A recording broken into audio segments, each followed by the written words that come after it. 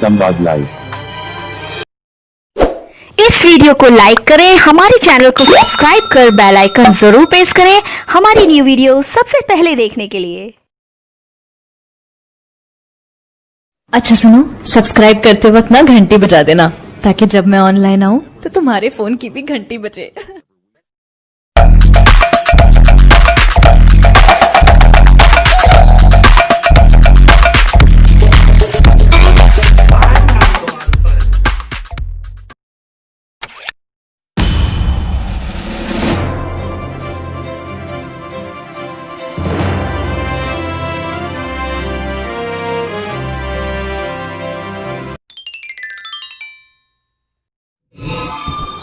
पहला प्रश्न है, आदिकाल में पहेलियों एवं मुखरियों की रचना करने वाले कवि कौन थे?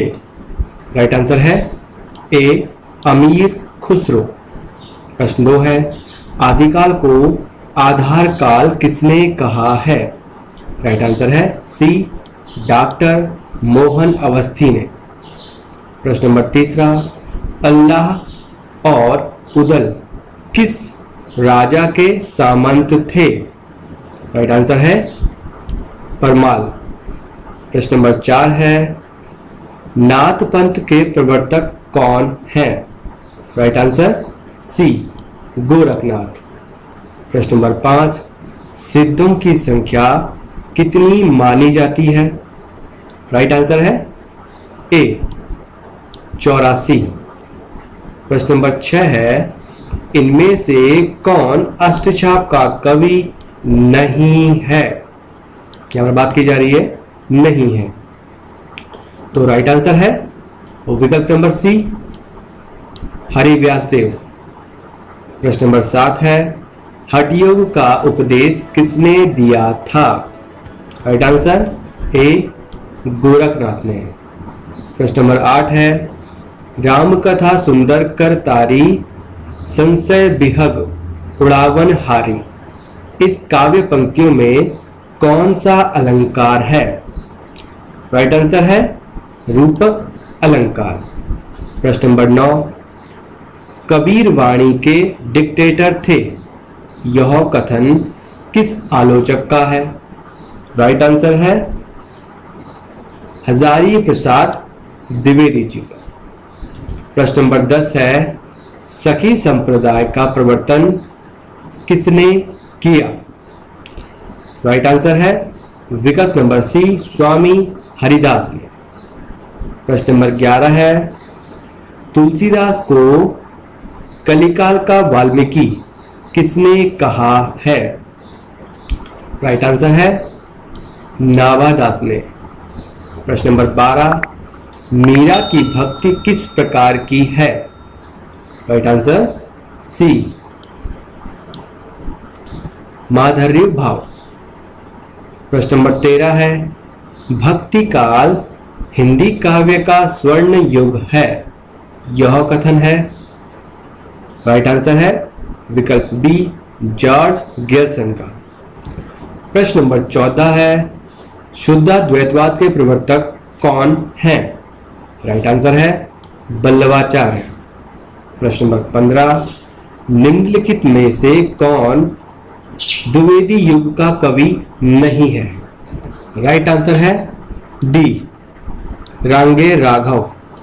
प्रश्न नंबर 16 है, प्राचीन पंडित और कवि किसकी रचना है? राइट आंसर है आचार्य महावीर प्रसाद द्विवेदी जी की रचना है। कौन सा? प्राचीन पंडित और कवि।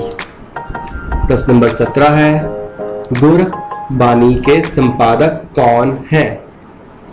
राइट आंसर है पिताम लद्दत बर्तवाल। प्रश्न नंबर 18 है, निम्नलिखित में से नंद दुलारे वाजपेयी की समीक्षा कृति कौन सी है? राइट आंसर है ए हिंदी साहित्य 20वीं शताब्दी। विकल्प ए सही है यहाँ पर। प्रश्न नंबर 19, आचार्य रामचंद्र शुक्ल और हिंदी आलोचना नामक आलोचनात्मक कृति के लेखक कौन हैं? राइट आंसर है डॉक्टर रामविलास शर्मा। प्रश्न नंबर 20 है, आचार्य महावीर प्रसाद द्विवेदी ने सरस्वती पत्रिका का संपादन कार्य किस वर्ष प्रारंभ किया? राइट आंसर है बी 1903 में। प्रश्न नंबर 21, प्रिय प्रवास का प्रथम प्रकाशन किस वर्ष में हुआ? राइट आंसर है बी 1914 में। प्रश्न नंबर 22, कवि वचन सुधा के संपादक थे? Right answer B Bharatendu Harish Chandra. प्रश्न नंबर 23 है, राजा भोज का सपना कहानी के लेखक कौन है? राइट आंसर है विकल्प ए राजा शिव प्रसाद सितारे हिंद। प्रश्न नंबर 24 है, छायावाद विलायती अभिव्यंजनावाद का विलायती संस्करण है, यह कथन है? राइट आंसर है रामचंद्र शुक्ल जी। प्रश्न नंबर 25, महादेवी वर्मा को किस काव्य संग्रह पर ज्ञानपीठ पुरस्कार प्रदान किया गया? राइट आंसर यामा, विकल्प ए सही होगा। प्रश्न नंबर 26, जालपा हिंदी के किस प्रसिद्ध उपन्यास की नायिका है? राइट आंसर सी गबन। प्रश्न नंबर 27 है, भाषा और समाज पुस्तक के लेखक हैं? राइट आंसर है रामविलास शर्मा। प्रश्न नंबर 28 है, आवारा मसीहा के लेखक कौन हैं? राइट आंसर है विकल्प सी विष्णु प्रभाकर। प्रश्न नंबर 29 है, छायावाद को स्थूल के प्रति सूक्ष्म का विद्रोह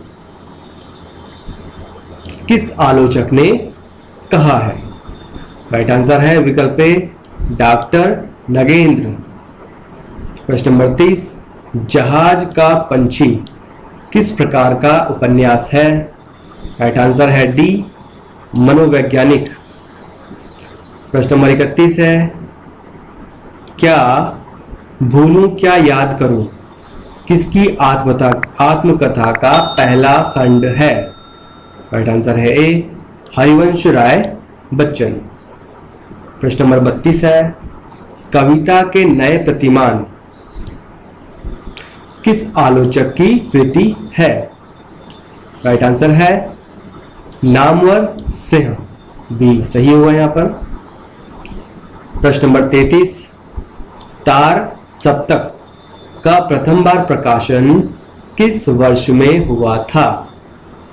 राइट आंसर है विकल्प सी 1943 में। प्रश्न नंबर 34 है, निम्नलिखित में से मनोहर श्याम जोशी का उपन्यास कौन सा है? राइट आंसर है विकल्प ए हरक्यूलिस की हैरानी। प्रश्न नंबर 35 है, भारत के संविधान में हिंदी को राजभाषा की मान्यता कब प्रदान की गई? राइट आंसर है विकल्प बी 14 सितंबर 1949 को। प्रश्न नंबर 36 है, हिंदी का संबंध किस भाषा परिवार से है? राइट आंसर है भारोपीय भाषा परिवार। प्रश्न नंबर 37 है, केंद्रीय हिंदी संस्थान का मुख्यालय स्थित है? राइट आंसर है डी आगरा में। प्रश्न नंबर 38 है, मालवी हिंदी की किस उपभाषा की बोली है? राइट आंसर है ए राजस्थानी। प्रश्न नंबर 39, निम्नलिखित में से कौन सी बोली मध्य पहाड़ी हिंदी उपभाषा के अंतर्गत आती है? Right answer B Garhwali. प्रश्न नंबर 40 है, निम्नलिखित शब्दों में से किस शब्द की वर्तनी शुद्ध है? राइट आंसर है मिष्टान, ये बिल्कुल शुद्ध होगा, बाकी 3 अशुद्ध है वर्तनी में। प्रश्न नंबर 41 है, कौन सी बोली पश्चिमी हिंदी उपभाषा में सम्मिलित नहीं है? राइट आंसर है ए बघेली। प्रश्न नंबर 42, निम्नलिखित में से किस शब्द में वर्तनी संबंधी अशुद्धि है? राइट आंसर है जागृति। प्रश्न नंबर 43 है, पावस शब्द है? राइट आंसर है तद्भव। प्रश्न नंबर 44 है, निम्नलिखित में से कौन सा वाक्य शुद्ध है? आपको चारों वाक्य बता देते हैं। उत्तम चरित्र निर्माण हमारे लक्ष्य होने चाहिए। बी है, यहां पर कल एक छात्र और छात्रा बैठी थी। सी है, महात्मा गांधी का देश सदा आभारी रहेगा।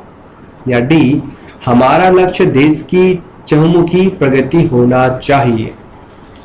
तो इसका जो राइट आंसर है वो है विकल्प नंबर डी। ये वाक्य पूर्ण रूप से शुद्ध है। हमारा लक्ष्य देश की चहुमुखी प्रगति होना चाहिए। अगला प्रश्न है प्रश्न नंबर 45, निम्नलिखित में कौन सा शब्द तत्सम नहीं है?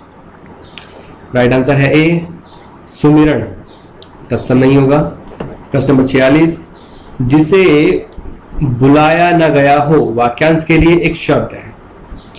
तो राइट आंसर है अनाहूत। जिसे नहीं बुलाया जाता उसे अनाहूत कहा जाता है। प्रश्न नंबर 47, जिसका संबंध उपनिवेश से हो के लिए एक शब्द होगा। राइट आंसर है ए औपनिवेशिक। प्रश्न नंबर 48, जो ज्ञात इतिहास के पूर्व का हो। ज्ञात इतिहास के पूर्व का हो वाक्यांश के लिए एक शब्द है। राइट आंसर है सी प्राग ऐतिहासिक। प्रश्न नंबर 49, अत्यंत शब्द में कौन सा उपसर्ग है? राइट आंसर है डी अति। प्रश्न नंबर 50 है, सपरिवार शब्द में कौन सा समास है? राइट आंसर है ए बहुव्रीहि समास। प्रश्न नंबर 51 है, निम्नलिखित में से कौन सा वाक्य अशुद्ध है? हमें बताना है कि कौन सा वाक्य अशुद्ध है। तो वाक्य पढ़ लेते हैं। वहां बहुत से पशु और पक्षी चढ़ते और उड़ते दिखाई दिए। बी है, हमारे शिक्षक प्रश्न करते हैं। सी है, वह बिल्कुल भी बात करना नहीं चाहता था। और डी है, ऐसी एकाध बात और देखने में आती है। तो राइट आंसर है विकल्प नंबर सी, वह बिल्कुल भी बात करना नहीं चाहता था। यह वाक्य यहां पर अशुद्ध होगा, बाकी शुद्ध है। प्रश्न नंबर 52 है, सूर्योदय में कौन सी संधि है? राइट आंसर ए गुण संधि। प्रश्न नंबर 53, चक्रपाणी में कौन सा समास है? राइट आंसर है सी बहुव्रीहि समास। प्रश्न नंबर 54, निम्नलिखित में से अव्ययी भाव समास का उदाहरण कौन सा है? अव्ययी भाव समास का उदाहरण। तो राइट आंसर है यथाशक्ति। प्रश्न नंबर 55, अलग होने के बोध का कारक है। आपको यहाँ पर कारक को बताना है जो कि अलग होने का बोध कराता है। तो राइट आंसर है विकल्प नंबर बी अपादान कारक। प्रश्न नंबर 56, निम्नलिखित में से पन्न प्रत्यय किसमें नहीं है? राइट आंसर ए 56 पन्न प्रत्यय नहीं है। प्रश्न नंबर 57 है, निम्नांकित में से किसमें कु उपसर्ग नहीं है? राइट आंसर है विकल्प डी कुसुम। प्रश्न नंबर 58 है, निम्नलिखित में से कौन सा शब्द पुल्लिंग है? राइट आंसर है पहिया। प्रश्न नंबर 59, लोहे के चने चबाना मुहावरे का अर्थ क्या है? राइट आंसर है कठिन संघर्ष में फंसना। प्रश्न नंबर 60 है, मुंह में राम बगल में छुरी लोकोक्ति का क्या आशय है? राइट आंसर है बी, ऊपरी मित्रता किंतु मन में शत्रुता। प्रश्न नंबर 61, दही बड़ा में कौन सा समास होगा? राइट आंसर है सी, तत्पुरुष समास। प्रश्न नंबर 62 है, शब्द के अर्थ बोधक आधार को क्या कहते हैं? राइट आंसर है सी, शब्द शक्ति। प्रश्न नंबर 63 है, किस लिपि से देवनागरी लिपि का विकास माना जाता है? राइट आंसर है बी, ब्राह्मी लिपि। प्रश्न नंबर 64 है, निम्नलिखित वाक्यों में कौन सा शुद्ध है? वाक्य पढ़ लेते हैं। ए है 10 आदमी के रुकने का प्रबंध करो। बी है पंडित जी को दक्षिणा दिया गया। सी आपका दर्शन करने आए थे। और डी वे भली भांति जानते थे कि चुनाव हार जाएंगे। तो राइट आंसर है विकल्प डी, ये यहां पर शुद्ध होगा और बाकी ये अशुद्ध है। प्रश्न नंबर 65, यदि दवा लोगे तो बुखार कम हो जाएगा। किस प्रकार का वाक्य है? राइट आंसर है बी, मिश्रित वाक्य। प्रश्न नंबर 66, आचार्य भरत के रस सूत्र के प्रथम व्याख्याता हैं। राइट आंसर है ए, भट्ट लोलट। प्रश्न नंबर 67, निम्नलिखित में से काव्य हेतु किसे नहीं माना गया है? राइट आंसर है बी, प्रेरणा। प्रश्न नंबर 68, रस निष्पत्ति में अभिव्यक्तिवाद किसका मत है? राइट आंसर है विकल्प ए, अभिनव गुप्त। प्रश्न नंबर 69, विशिष्ट पद रचना किस काव्यशास्त्रीय संप्रदाय से संबंधित है? राइट आंसर है सी, रीति संप्रदाय। प्रश्न नंबर 70, औचित्य संप्रदाय के संस्थापक आचार्य कौन हैं? राइट आंसर है क्षेमेंद्र। प्रश्न नंबर 71 है, दोहा और रोला छंदों के मिश्रण से कौन सा छंद बनता है? राइट आंसर है सी, कुंडलिया। प्रश्न नंबर 72 है, ऑन द सबलाइम रचना किसकी है? Right answer B, Longinus. प्रश्न नंबर 73 है, लिरिकल बैलेड्स के पाश्चात्य काव्य में किस वाद का प्रवर्तन होता है? राइट आंसर है डी, स्वच्छंदतावाद। प्रश्न नंबर 74 है, कला सृजन के लिए सहज अथवा स्वयं प्रकाश ज्ञान को किसने आवश्यक बताया है? राइट आंसर है सी, कोचे। प्रश्न नंबर 75 है, दिवस का अवसान समीप था, गगन था कुछ लोहित हो चला। काव्य पंक्तियों में कौन सा वार्णिक छंद है? राइट आंसर है विकल्प ए, द्रुत विलंबित। प्रश्न नंबर 76 है, निम्नलिखित में से मम्मटकृत ग्रंथ कौन सा है? राइट आंसर है विकल्प सी, काव्य प्रकाश। प्रश्न नंबर 77 है, मुख्यार्थ बाधा किस शब्द शक्ति का लक्षण है? राइट आंसर है बी, लक्षणा।